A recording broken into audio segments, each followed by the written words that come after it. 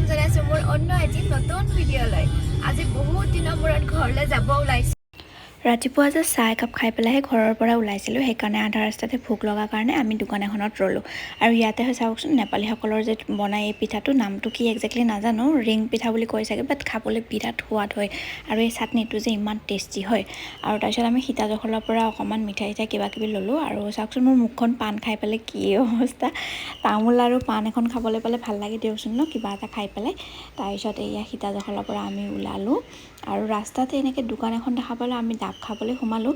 তাতে চাওকচোন এই বাঁহ বেতৰ বস্তুবিলাক ইমান ধুনীয়াকৈ বনাইছে নহয়, ইমান ধুনীয়া নিপুণকৈ বনাইছে, মানে দেখিয়ে ভাল লাগে। আৰু গোটেইবিলাক কিনি লৈ যাওঁ যেন লাগে, কিন্তু সকলোবিলাক কিনাটো সম্ভৱ নহয়, বাট বহুত মৰম লগা হয় বস্তুখিনি। আৰু বহা চোফা আৰু লগতে ঘৰত বিভিন্ন কামত লগা বস্তু, হেণ্ডবেগ আৰু হাতত পিন্ধা খাৰু বা চুলিত মৰা ক্লিপ বা সজোৱা বিভিন্ন ধৰণৰ বস্তু কি যে নাপায় ইয়াতে, সকলোখিনি ইয়াতে আছে। এয়া চাওকচোন, এইটো হ'ল খাৰু, ইমান ধুনীয়া বাঁহেৰে বনোৱা ডিজাইন এইটো। বস্তুবিলাক চাই মেলি পেলাই মই ডাবটো খাই ল'লোঁ, কাৰণ ডাবৰ পানী গৰম দিনত বহুত বেছি ভাল। আৰু ডাবৰ পানী খাব লাগে, পাৰিলে প্ৰত্যেক দিনাই খাব লাগে, স্কিনৰ কাৰণেও ভাল। আৰু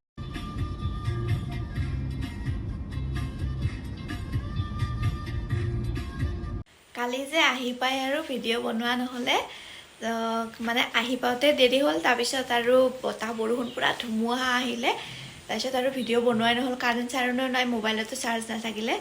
চ' এতিয়া আৰু অলপমান গা পা ধুই পেলাই ওলাই যাবলৈ ওলাইছোঁ। আৰু এইপিনে আমি ওলাই যাম বুলি পেলাই দেউতাৰ পৰা গাড়ীখন থোৱাত লাগিছে। দেউতাই যে গাড়ীখন মানে চব বস্তু ইমান ধুনীয়া মৰমত ৰাখে নহয়, তাতে আকৌ পুতেকে লোৱা গাড়ী একদম চিকচিকীয়া কৰি ৰাখে। তাৰপিছত চাওকচোন, যোৱাকালি ৰাতি যে বতাহ দিছিলে, তাৰ কাৰণে ইয়াৰ পৰা চৰাইটো উৰি গ'ল। মানে ইয়াতে কণী আছিলে 3টা, কিন্তু চৰাইজনীয়ে ভয়তে উৰি গ'ল। আকৌ আহিব চাগে, আহে বাৰু। ইয়াতে মানে যিমানকেইডাল গছ আছে নহয়, প্ৰায় গছতে মানে চৰাইৰ বাহ আছেই। আৰু মানে ঘনচিৰিকা চৰাই, শালিকা, কপৌ চৰাই চবেই বাহ লৈছে পূৰা। গোটেইকেইডাল গছত থকা বুলি ক'লেও ভুল নহ'ব বাৰু, মানে ইমান ধুনীয়াকৈ মানে চৰাইবিলাক আছে ইয়াতে, দেখিলে ভাল লাগে যায়। কিন্তু বতাহৰ কাৰণে অকণমান ভয় খালে চাগে। আৰু এইপিনে চাওক, আমি সকলোৱে মিলি পেলাই ৰাতিপুৱাৰ চাহ খাবলৈ বহিছোঁ। আৰু মায়ে আমি আহিম বুলি পেলাই পিঠা লাড়ু এনেকৈ কিবা কিবি বনাইছিলে।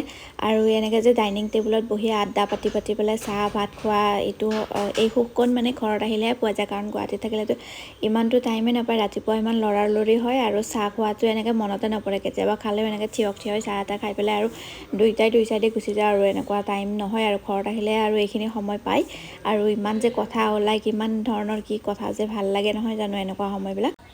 ছ'চিয়েল মিডিয়াৰ পৰা বাকী কি হৈছে নহৈছে সেইটোতো নাজানো বাৰু, মই সেইটো ক'বলৈও নাযাওঁ।